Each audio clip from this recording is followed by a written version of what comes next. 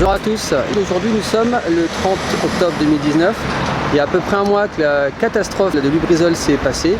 Et en fait dans les médias il n'y a pas trop de nouvelles. Donc ma question va être un peu bête, hein, voilà, c'est en gros comment ça va à Rouen? Allez, c'est parti. Yop.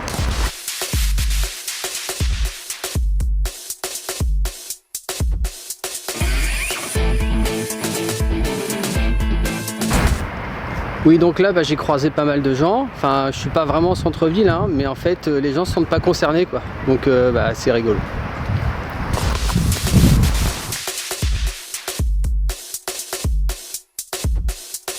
En fait, Elodie, est-ce que tu peux nous expliquer, en plus je tutoie, c'est pas bien, bon, est-ce que tu peux nous expliquer ce qui s'est passé dans la nuit, je crois que c'était du 26 septembre, si je me trompe pas, 29 26, 27, ouais.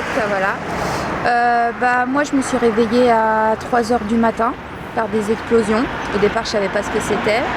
J'ai le temps de trouver donc la fenêtre ouverte et à 3h du matin, en fait on est pris par les yeux par une énorme boule de feu juste devant nos fenêtres. Et jusqu'à 5h du matin, aucune information.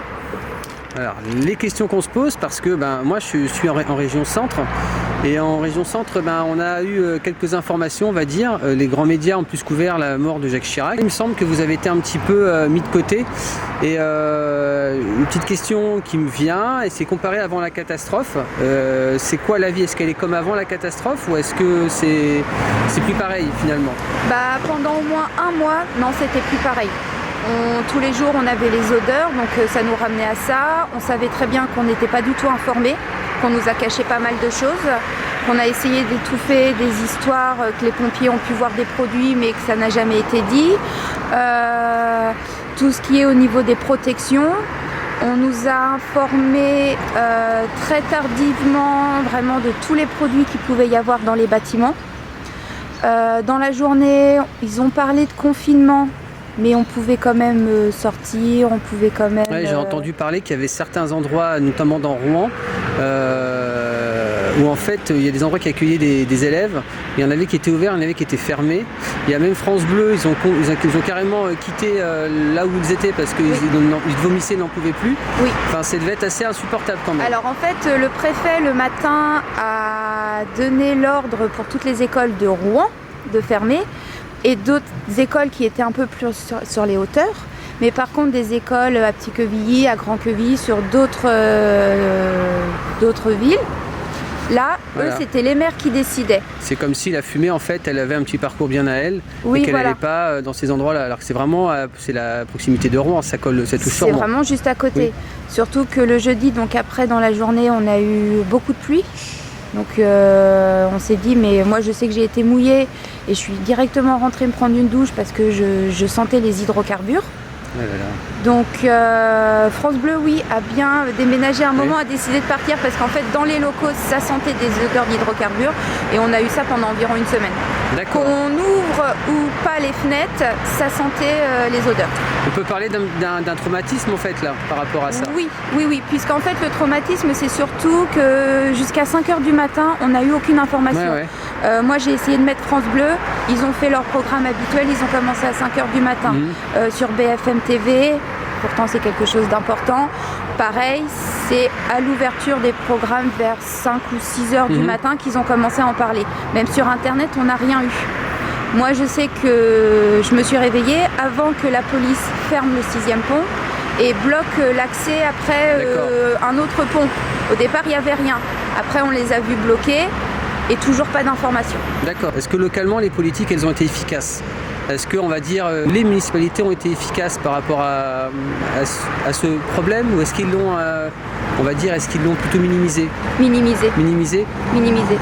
Quand on voit que le préfet a attendu 8h du matin pour déclencher les sirènes, car comme en fait on est une région avec beaucoup d'usines Céveso, avec pas mal d'industries, on a des alarmes. Voilà. Et elles ont sonné qu'à 8h du matin, et sur les 32 qui sont sur la région, là sur Rouen, il n'y en a que 2 qui ont sonné. D'accord. Ils en ont fait sonner que 2, les plus proches de Lubrizol. D'accord. Sachant qu'à 8h du matin, tout le monde était déjà parti au travail. Donc ils ont dit, on ne les fait pas sonner dans la nuit, ça va réveiller les gens, ça va les inquiéter. Sauf qu'il y avait déjà beaucoup de gens Oui. qui étaient réveillés, beaucoup de gens qui étaient partis au travail, et il y a des gens qui n'ont été informés de la catastrophe de Lubrizol que quand ils sont arrivés sur Rouen ou qu'ils ont allumé la radio en arrivant au boulot. Ou... Donc là, je veux dire quelque chose de très personnel, mais une fois de plus, on se demande ce que les décideurs en fait comprennent au niveau du peuple. J'ai l'impression qu'ils ne sont pas une fois de plus connectés, quoi. Pas du tout. Le préfet, je trouve que, de toute façon, je pense qu'il y a beaucoup de monde sur Rouen qui n'était pas du tout d'accord avec le préfet, d'où toutes les manifestations qu'il y a eu après, par rapport aux résultats des analyses qui devaient être faites, qu'on a mis du temps à avoir. On nous a informé bien plus tard que toutes les toitures étaient en amiante. C'est pas mal. Ce qu'on ne nous avait pas dit au début. Et ils ont attendu encore plus longtemps pour nous dire que Normandie Logistique avait aussi brûlé. C'est-à-dire des bâtiments de Normandie Logistique qui gardaient des produits Lubrizol finis. Donc une usine qui n'est pas en Céveso, une usine qui est Céveso. 3 bâtiments, un qui a brûlé entièrement, 2 qui a brûlé partiellement. Et sur les 3 bâtiments, Normandie Logistique sont incapables de nous dire ce qu'il y avait dans les bâtiments. D'accord. Ils sont capables de dire ce qu'il y avait en globalité, mais pas ce qu'il y avait dans chaque bâtiment. Donc, c'est pas mal. On attend encore des réponses. Oui. Niveau national, au niveau des politiques nationales, il y a le Premier ministre qui est venu à Rouen.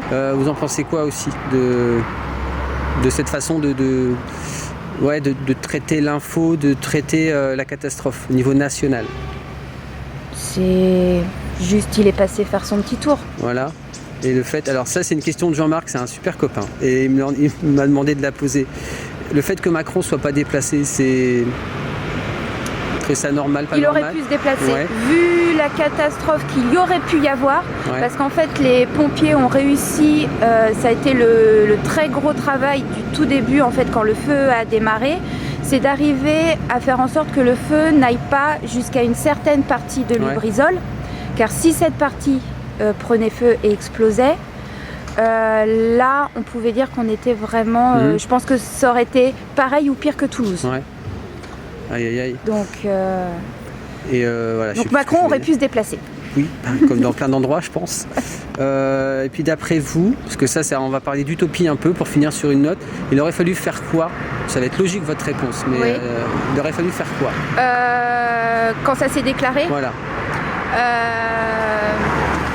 Prévenir tout de suite les gens. Avec des alarmes, par exemple, à partir de 4h du matin. On réveille les gens et hop, voilà. Et on fait en sorte qu'à France Bleu, sachant qu'on est une région et surtout Rouen avec beaucoup d'usines, que France Bleu ait quand même quelqu'un 24h/24 qui puisse prendre l'antenne à n'importe quel moment pour pouvoir commencer à donner des infos en pleine nuit, à dire aux gens, bon, c'est Lubrizol, les pompiers sont là, ils sont en train de circonscrire le feu. Ne bougez pas de chez vous et écoutez France Bleu jusqu'à ce qu'on vous donne des autres informations. Les premières infos que j'ai eues, c'est par rapport à une amie qui habite dans le coin. Et c'est aussi sur Facebook, en fait, il y a des gens qui ont partagé pas mal de photos. Et une fois de plus, les réseaux sociaux ont montré qu'ils étaient vraiment plus réactifs que ce qui devrait l'être au final, c'est-à-dire les médias de masse. Mais il faut toujours faire attention parce qu'on se dit dans des situations comme ça, on va regarder sur les réseaux sociaux. Il peut y avoir du bon comme du mauvais. Voilà, des fakes, donc on a toujours besoin d'avoir des médias comme France Bleu pour être sûr qu'on ait les bonnes infos et qu'on fasse ce qu'il faut. Ça marche. Merci beaucoup Elodie, vraiment merci énormément. Je vais continuer mon petit tour. Bon courage à vous. Alors, voilà.